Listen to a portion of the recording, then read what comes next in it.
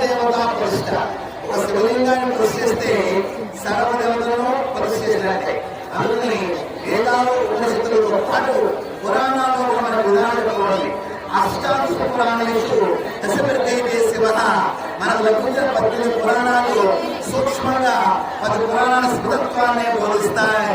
కావున ఈ యొక్క శ్రీనివాసరెడ్డి గారి యొక్క మార్గదర్శకంలో ఎవరైతే ప్రతిష్టా కార్యక్రమంలో పాల్గొన్నారో, ఒక శివాలయంలో ఒక ఇటుక పెంచాలంటే 7 జన్మల పుణ్యఫలం ఏకమైతే కానీ శివాలయంలో ఇటుక పెంచలేము.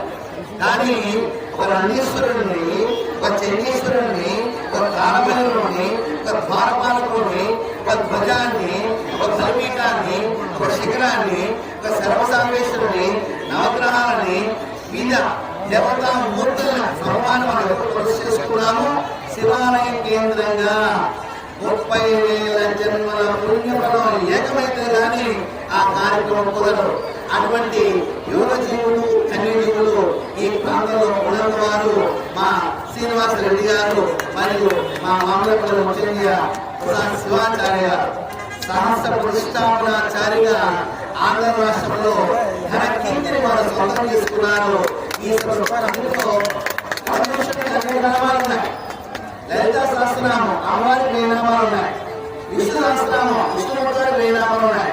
కానీ దశసహస్రనామాలు ఉంది ఒక పరమేశ్వరుడు మాత్రమే.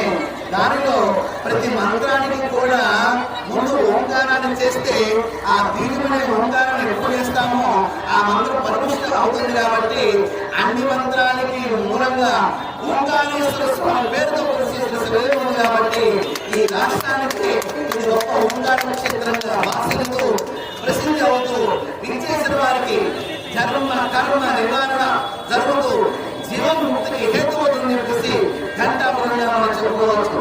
అటువంటి శివాలయం కృషి వలన ఈ రోజున లోకా సంస్థ శూన్యభవంతు సర్వేజన శూన్యభవంతుడు వేద ప్రమాణ వాక్యాలు సుస్థిరపరిచిన మీ అందరికీ కూడా సదా సర్వదా శతగా ఆ పార్వతీ పరమేశ్వర యొక్క లక్ష్మీనారాయణ యొక్క సంపూర్ణ అందరూ ఆశీస్సులు కలగాలని కోరుకుంటూ ధర్మమా నేను చూద్దామంటే అది నిలబెట్టి శ్రీరామచంద్రమూర్తిగా మారిందంట.